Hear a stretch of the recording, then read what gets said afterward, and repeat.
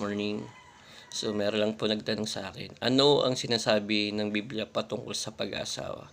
Kasi marami po nag-aasawa ngayon ay nagkakaroon ng biglaan, nagkakaroon ng um, tsambahan na lang, no?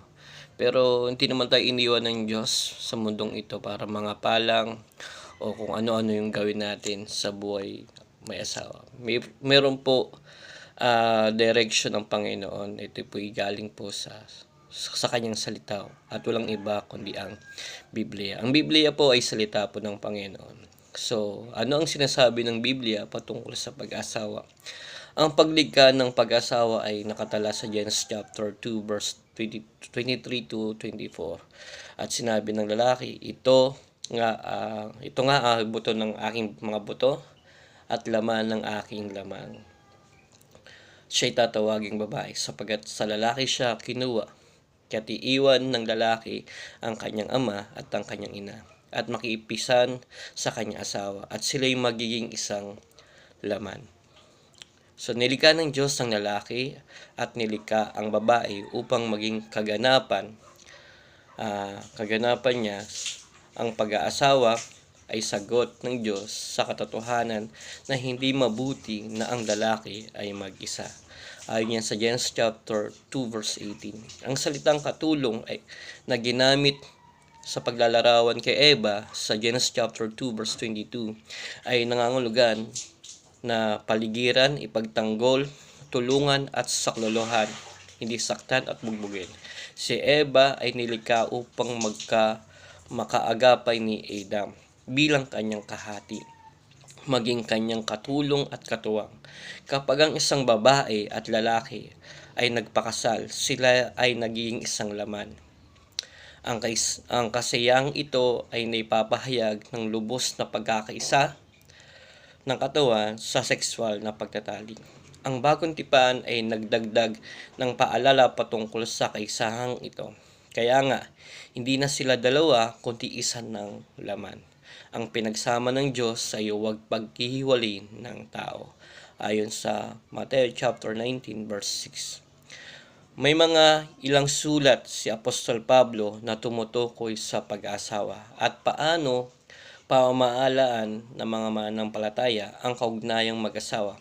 Ang mga talata ay unang Korinto kapitulo 7 at ang isa ay Ephesians chapter 5 verse 22 to 33. Kapag sabay itong pinag-aralan, ang talatang ito ay naglalaan ng mga tuntunin mula sa Biblia na magbubuo ng balangkas sa isang kaugnayang mag-asawa na nakakalugod sa Diyos. Ang mga talata sa Epeso ay bukod tanging malalim sa pagtukoy ng isang matagumpay na pagsasama ayon sa Biblia. Mga babae, pasakop kayo sa inyong sariling asawa na kagaya nga sa Panginoon, sapagkat ang babae ay pangulo ng kanyang asawa gaya naman ni Kristo na pangulo ng iglesia, na siya rin ang tagapagligtas ng katawan. Ephesians chapter 5 verse 22 to 23. Mga lalaki, sa mga lalaki po, no, ibigin ninyo ang inyong asawa gaya naman ni Kristo na umiibig sa iglesia at ibinigay ang kanyang sarili dahil sa kanya. Ganon din naman, narapat ibigin ng lalaki ang kanyang sariling asawa na gaya ng kanilang mga sarili sa mga katawan. Ang umiibig sa kanyang sarili asawa ay umiibig din sa kanyang sarili, sapagkat walang sino man na napopuot kailanman sa kanyang sariling katawan, kundi kinakandili at minamahal, gaya naman ni Kristo sa iglesia.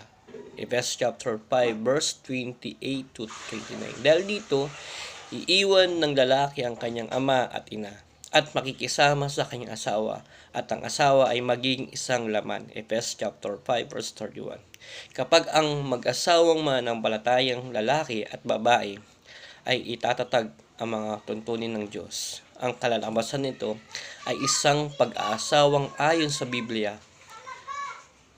Ang isang pag-asawa ay nakabatay sa Biblia ay timbang na kung saan si Kristo ang pinuno ng lalaki at babae.